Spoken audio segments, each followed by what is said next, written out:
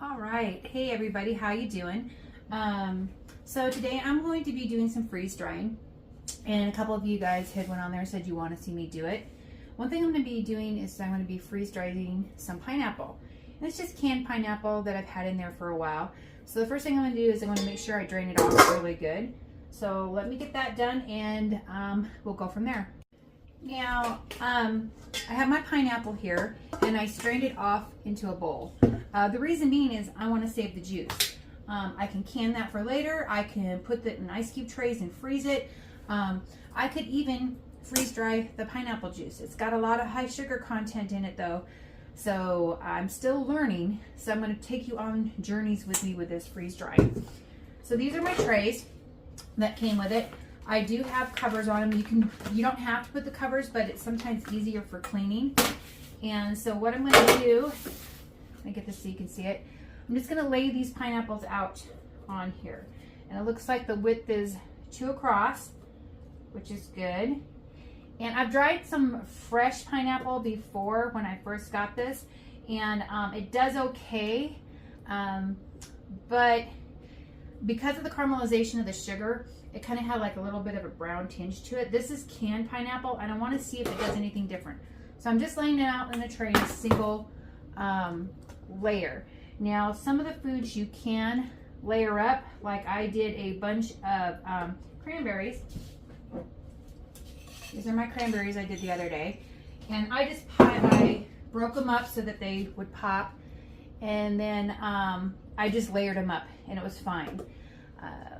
Because the moisture comes out of there and the machine tells you. So anyway, I'm going to get these trays loaded up, and we're going to see how many trays of this we have left, and if anything left, I'll do some mushrooms.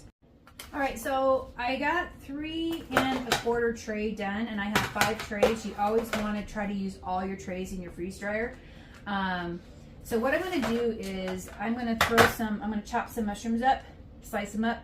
I'm going to put them on here too. You could do these mushrooms whole. Maybe we should try that, because reconstituting them. So I'm not sure what I'm going to decide to do. You know what? I'm just going to throw them on their whole. This is an experiment. And so these had been pre-washed. I just put them back in here. So I'm just going to load the mushrooms up onto the tray. And do the mushrooms come in different sizes? Yeah. Can you over freeze dry something? Actually, really, no, you can't. So these real big ones I'm actually going to slice in half. So let me get through this, and I'll be right back. Okay, so like I said, this tray I don't mind piling up, because these are just going to dehydrate in there, and we'll get things done. So what I'm going to do is I'm going to take these downstairs, and I'm going to throw these in the dehydrator. I'm going to show you what I do with that. I'm just stacking these trays up. There are lids that I do have that you can put on there to carry down, but I usually only do that with liquids. So I'm just stacking these trays up, and I'm going to take them to my downstairs where my freeze dryer is. So hang on, we'll be right there. All right, so I'm down here at my freeze dryer, and I had to do a 15-minute cool down. So I've loaded my trays, pineapple in here, mushroom up here, and I'm going to close my door, make sure my drain valve back here is closed, and I'm going to hit continue. Right now it says it's 48 degrees, so this is going to get down to -10, because that's what's preset, and now it states it's freezing. It's going to get down to -10, and then it's going to start slowly going up and doing its thing. So I'm going to pause this video. This is going to take probably until tomorrow to do, because of the pineapple has so much moisture in it. So I'll come back to this and show you what it looks like when we're done. See you in a little bit.